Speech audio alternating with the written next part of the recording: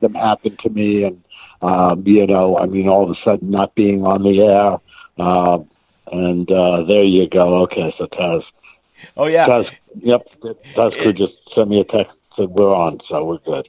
Oh, the funny But thing about it, you were talking about being nervous and getting things set up. It's kind of like that every time. A lot of my interviews lately, I've talked to the people before, so it's kind of like a friendship. But every time I do something new and different, and talking to you today, it's kind of like that feeling. I'm talking to no, Vinny, oh, music on the couch, no, and yeah, I yeah, look and the lights aren't blinking. appreciate I didn't take a time out. Hey, Vinny, I'm not. You're not on air. I am. that. Well, we Oh, are now, so we're all good. thank As I had said, when I was talking to you, and only you, this has been, I'm in my 11th year of doing this, and it came out of my passion to talk to the musicians and hear their voice. yeah. I was doing some written interviews and doing some reviews of albums and the like, to be able to then get a chance to sit down and talk to musicians and get a little bit more in depth with them, and it grew from there. It grew from one interview and a half-hour show to two interviews and an hour show to, now it's 4 interviews pretty much every week in the 3-hour format. And how much fun is that? I know every time I get to do an interview, talk to you today, it's once you get involved, it's such a charge, meeting the Oh, people sure. and the stories and life and bringing, because we all love the tunes and with the community. And that is great that you're Uh-huh. doing that. Monday nights on Blog Talk Radio. Vinny Marino. My, that's great stuff. I love it, bro. Yeah, 9 We, p.m. Eastern time. 9 p.m. Eastern time. It's and then they're all. You can find them all either at musiconthecouch.com on the Chris Lyons Archive Monday Archive. You can go to iTunes. You can go to iTunes and go to the podcast area and look up Music on the Couch, and you can subscribe to Music on the Couch there, and the show will be downloaded to your podcast area in your iTunes every Tuesday morning. So there's a number of different ways that you can definitely listen. Most of my listens tend to be downloads, not live, and that's fine. And that works for me. I don't as long as people are getting the content that they want to hear, then I'm doing what I'm supposed to be doing. oh, yeah, and passing the love for the artist. I mean, it's just big stuff, and you're saying that's syndicated. So it's going out not only to yourself on Blog Talk, it's going out to many other stations that's going to be able to hear this. Yeah. That is really exciting. And I was saying before that I started years ago on my Blog Talk end, and I always looked at Vinny as the man, music on the couch. Wow, I love what you were doing. And then I started thinking about it, and we were talking off air, that the music to me I was so honored that I had the chance to play these musicians on my little show, years ago, and then look what you're doing. So you are helping artists or independent musics like me shows to grow, learn, and move on and have fun and risk. And heck, I didn't even have your mic on for the first 10 minutes. I apologize. But, I'm like, Vinny, should we start over? Am I going to cry? What do I do? But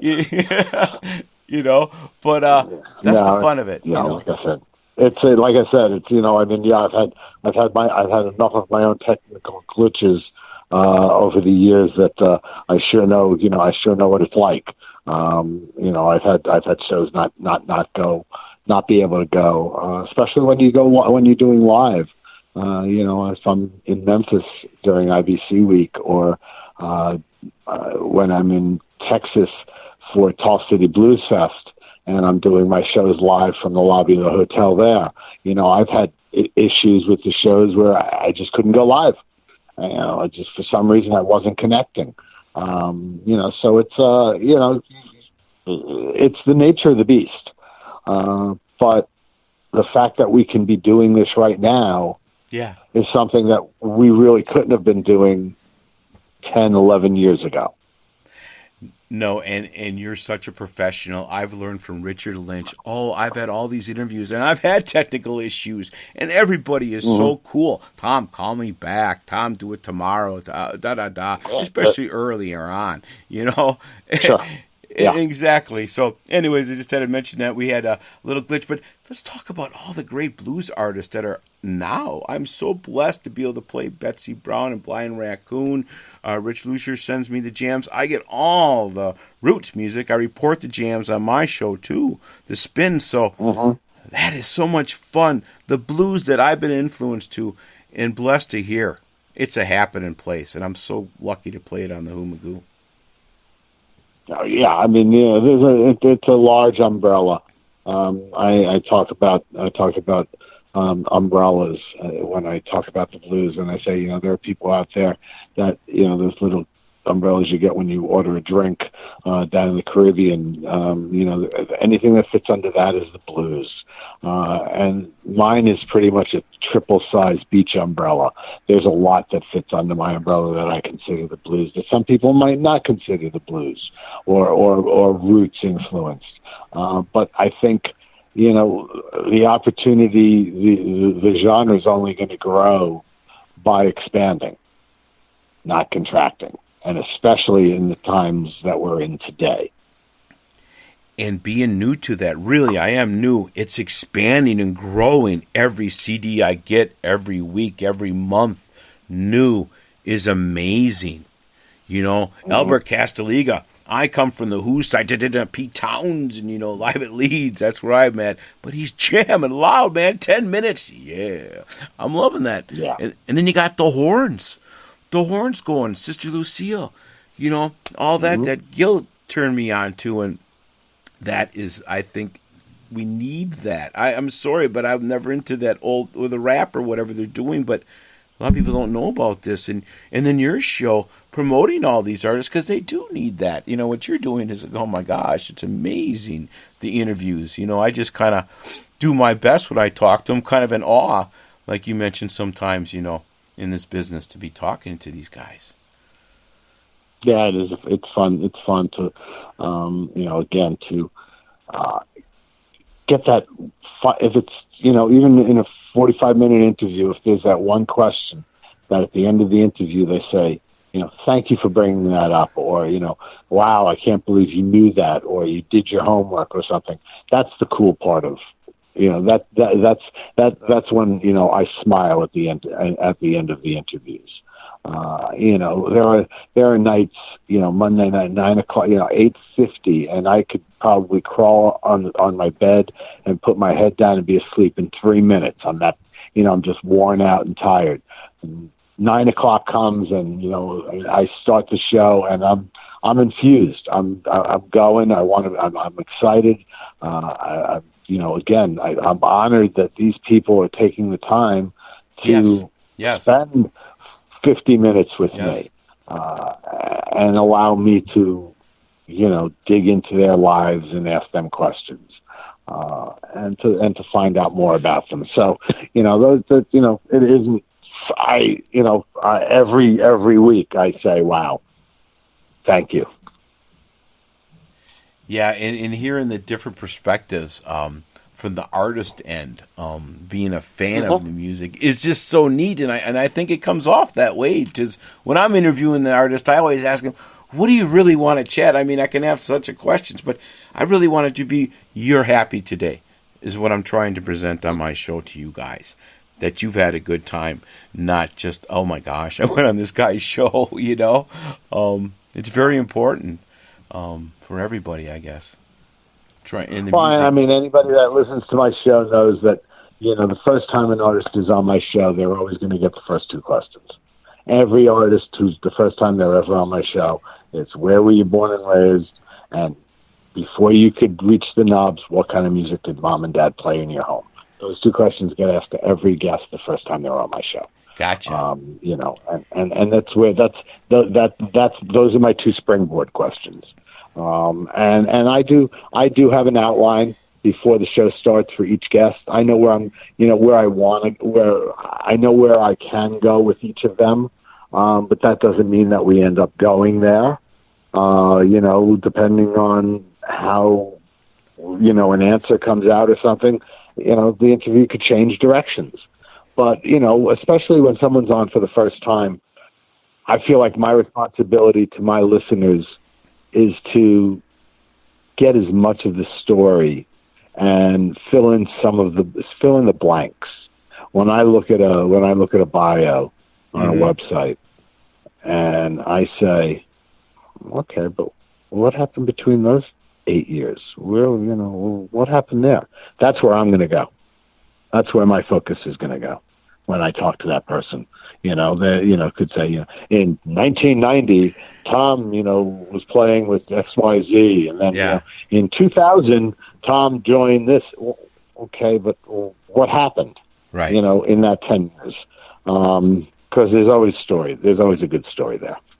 And musicians, that's when it really comes back. A lot of their discoveries and the growth period, as I just find out through osmosis talking to them, that's that time. That 10 years away nourished me, grew me, want to come back, and then the fire and the passion. And that's the thing, Vinny. It's like today, what's happening with that pandemic. They are now amazing, these artists, what they're doing to continue to go, to perform, through the technology. They have to try as much as possible. To continue to make, to continue to support themselves and their families. I think I personally think it's still very early. But I understand, why last night Phil Pemberton from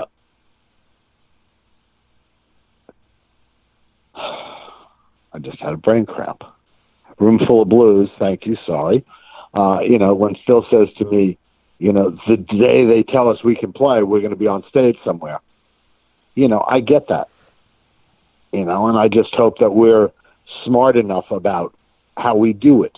I also, am continually reminding my audience, especially at this time, that the musicians that I feature, the people in the blues and roots music area, as like yourself, these people sell their product at their performances. Yes. And if they're not performing, they're not selling their product. So it's now important to go over to their websites, buy one of the albums that you don't have. You've got all their albums, buy a T-shirt.